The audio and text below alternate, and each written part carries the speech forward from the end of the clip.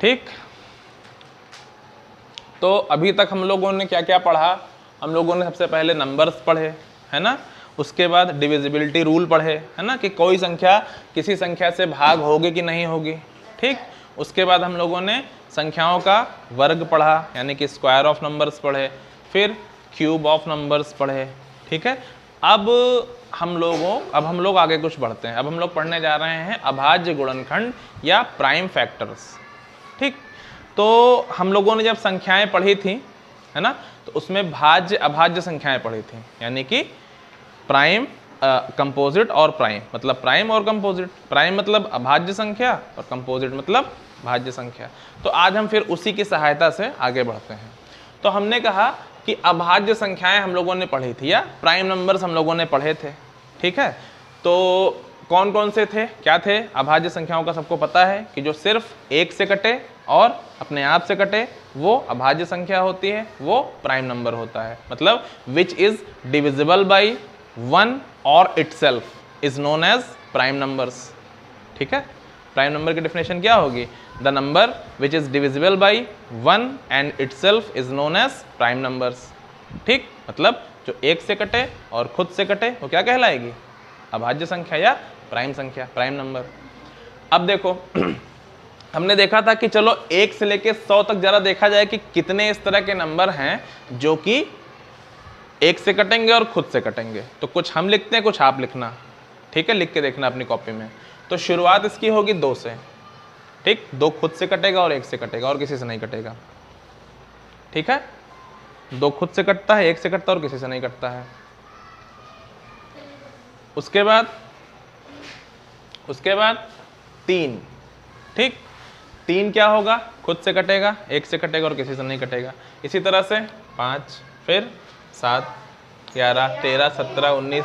इस तरह से जब आप लिखते जाओगे तो आखिरी एंड होगा 97।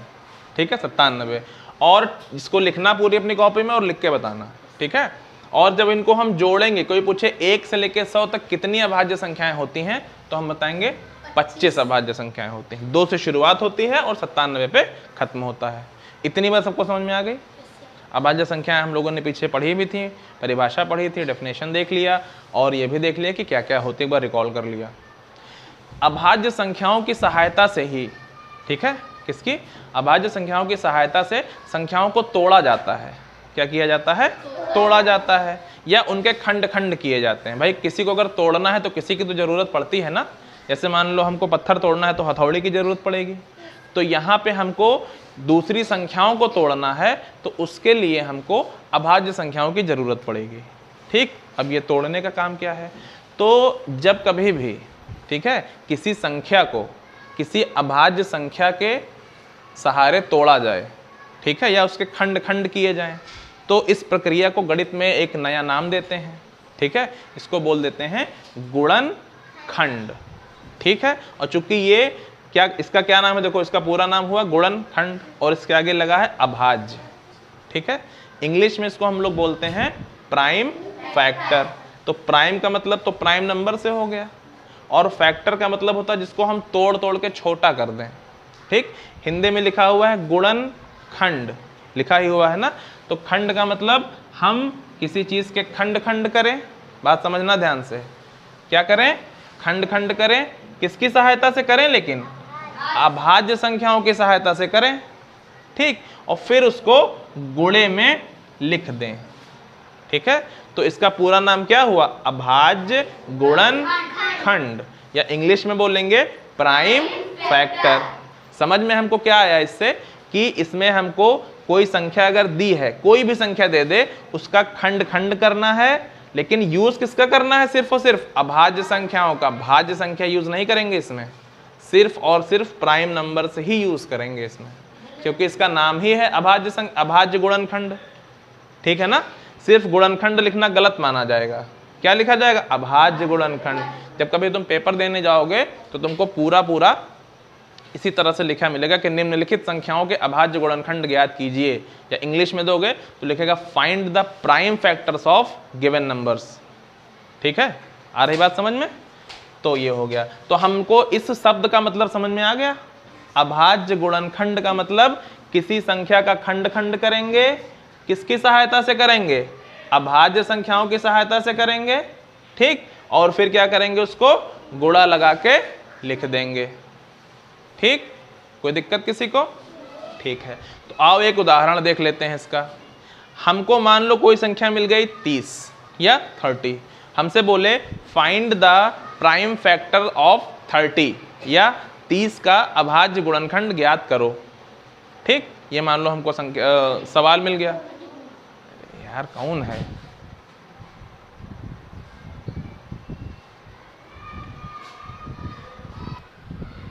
हाँ, तो हम लोग क्या कह रहे थे कि अगर मान लो हमको कोई सवाल मिले कि find the prime factors of 30 या कोई भी नंबर हो, 30, 40, 80, 135, 365 कुछ भी, है ना। क्या बोलेंगे कि 30 का अभाज्य गुणनखंड ज्ञात करो, तो हम क्या करेंगे? यहाँ पे चुपचाप 30 लिख लेंगे, ठीक। 30 यहाँ लिख लिया। उसके बाद इसको हम डिवाइड करना शुरू करेंगे या खंड। अब देखो गणित में अगर हमको किसी चीज का खंड खंड करना है या तोड़ना है तो यूज करते हैं किसका? भाग का। किसका यूज करते हैं? भाग का। तो हम इस 30 को तोड़ने के लिए सबसे पहले हम अभाज्य संख्या का उपयोग करेंगे और उससे उसको भाग करेंगे। इसकी प्रक्रिया ये है, ठीक। इसका प्रोसेस ये है कि जो भी नंबर हमको दिया जाए, मान लो हमको 30 मिलता है कि 30 का अभाज्य गुणनखंड ज्ञात करिए, तो हम यहाँ 30 लिख देंगे चुपचाप से, ठीक। और इसको हम भाग करने की प्रक्रिया करेंगे।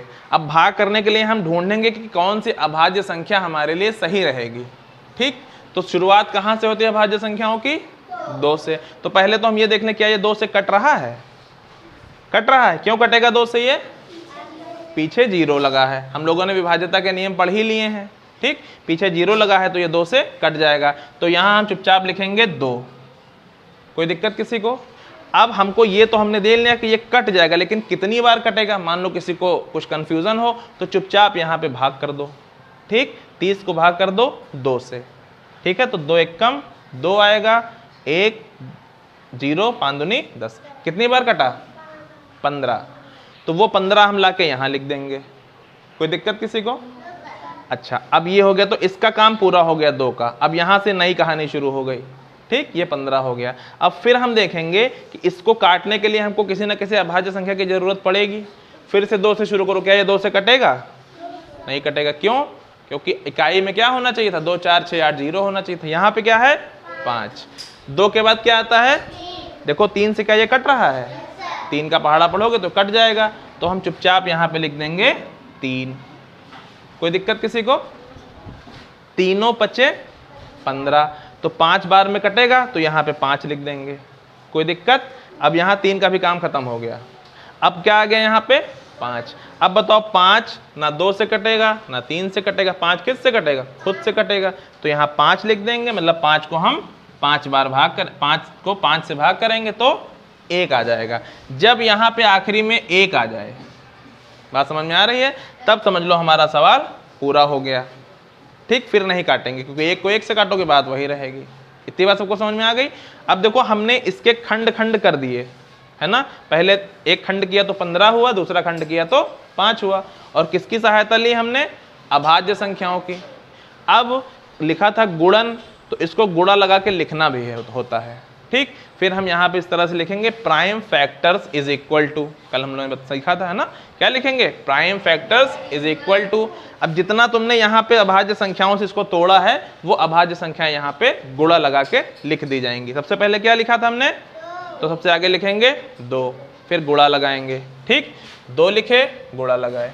उसके बाद यहाँ पे क्या आया है? 3। तो वहां पे गुणा लगाएंगे और 3 लिखेंगे, ठीक। इसके बाद क्या आया है? 5। तो यहाँ पे गुणा लगाएंगे और 5 लिख देंगे। इतनी बातें सबको समझ में आ गई? तो इस तरह से हमको कोई भी संख्या दी जाएगी तो हम उसका अभाज्य गुणनखंड या प्राइम फैक्टर निकाल लेंगे। क्या करेंगे? अभाज्य संख्याओं से उसको तोड़ते जाएंगे। तोड़ने का मतलब क्या होता है? भाग करते चले जाएंगे। जब आखिरी में 1 आ जाएगा तो वो हमारा सवाल पूरा हो जाएगा। फिर यहाँ जितनी अभाज्य संख्याएं आई हैं उनको गुणा लगा के लिख देंगे, हमारा सवाल पूरा हो जाएगा। इतनी बातें सबको समझ में आ गई? ठीक है, इसको इतना ही रखते हैं।